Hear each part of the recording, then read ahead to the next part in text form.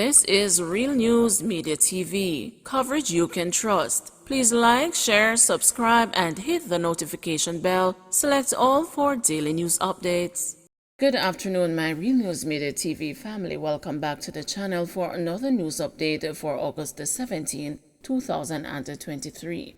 And in the news this afternoon, Westmoreland wanted man killed in reported gun battle with the police. One of Westmoreland's most wanted, who was on bail and living in St. Elizabeth, was fatally shot Wednesday evening during a reported confrontation with the police. He is Vivian Godfrey, also known as a Klansman.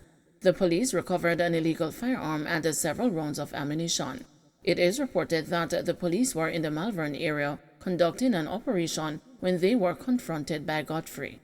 He reportedly shot at the police. A shootout ensued and Mr. Godfrey was injured. He was recently offered bail in the Westmoreland Parish Court for murder. He later relocated to Malvern. This is the second most wanted from Westmoreland who was killed during confrontation with the security forces in St. Elizabeth this month. Alleged child molester chopped to death in St. Mary. A man accused of sexually assaulting a teenage girl in Jacks River, St. Mary, was chopped to death by an angry mob. He is 34-year-old Negos da Costa, a taxi driver of Oxford, St. Mary. It's alleged that about 3 o'clock Wednesday afternoon, the teenager took a vehicle driven by Mr. da Costa to Aracabessa. Upon reaching Aracabessa Square, Mr. da Costa reportedly drove with her to James Bond Beach, where he stopped the car and sexually molested her. An alarm was raised and residents pursued Mr. da Costa, who was held in the vicinity of a ball field. He was chopped to the back of his head. Mr. da Costa was taken to Port Maria Hospital, where he died. The teenager was taken to the hospital for medical examination. Seaforth High School board responded to protest against the principal's dismissal. The Board of Management at the Seaforth High School in St. Thomas says financial irregularities were discovered in the investigation by the Ministry of Education at the school. Principal Calbert Thomas, who was sent on leave to facilitate the investigation, was not reinstated. Teachers attached to the institution on Tuesday protested the dismissal of Mr. Thomas. But in a release Wednesday afternoon, the school board said, after learning of the irregularities, appropriate channels were used to review the findings, make recommendations to the personnel committees, and to ultimately treat with the concerned parties. The Board of Management has denied claims that it failed to respond to the teachers' request for a meeting. It said 2 intentional forms of communication were shared with the staff prior to the staged protest. The latest communication was a letter which outlines the steps taken relative to the principal's dismissal. It also expressed the board's constraints relative to divulging details since the matter is before the courts. The board said it has proposed an August 30 date for meeting with the staff. It said this was disregarded and the protest organized nonetheless by a small group of concerned teachers and parents.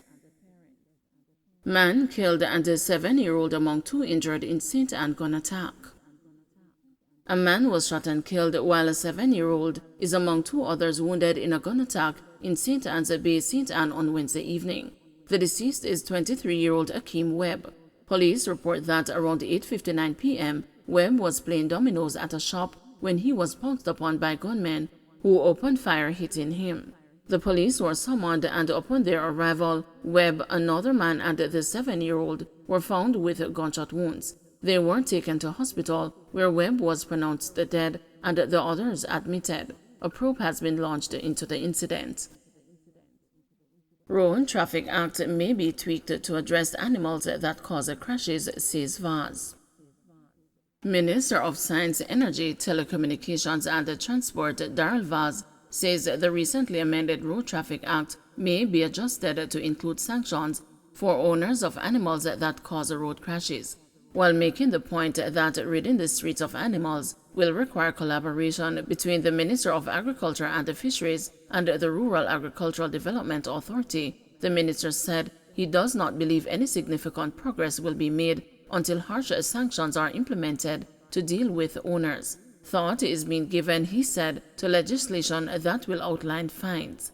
Right now, we are still doing some tweaking to the Road Traffic Act And I think this is something that we will have to look at to include, because it is unacceptable for persons going about their lawful business to have to deal with accidents and the loss of life because of irresponsible farm animal owners, stated Vaz. The new Road Traffic Act was rolled out on February 1. On Wednesday, Vaz also pointed out that the government has a responsibility to rid the streets of strays. Obviously, it's our duty and responsibility, if that is so, the animals are strays, to take them off the streets and, of course, impound them until such time as they are claimed, he said. He said the issue will be discussed during a meeting he will have with the National Road Safety Council next week. The minister was addressing the grand opening of Regency Petroleum Limited service station located in Paradise, Westmoreland on Wednesday. During his presentation, he stressed that getting road safety right must be a priority and noted that it is currently a serious challenge, especially in Westmoreland and St. Elizabeth. The minister referenced the recent statistics in which 6 people lost their lives in collisions with animals across Jamaica.